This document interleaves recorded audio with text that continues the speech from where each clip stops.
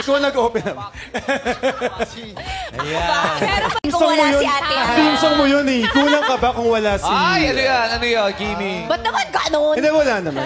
Kim Chu magaling na, live ngayon sa It's Showtime.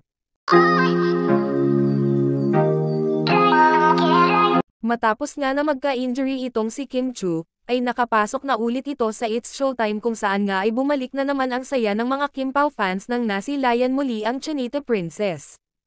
Darren naman tinanggalan na rin siya ng stone. Appendix yun. Bakit gusto mo siya magka-stone? Sana hindi. Naalog kasi yung utak ko nakalimutan ko. Yes, sana kayo, di ba, hindi. Kimi, best friend? It's the magpasika, the Yes. training and everything. Yes.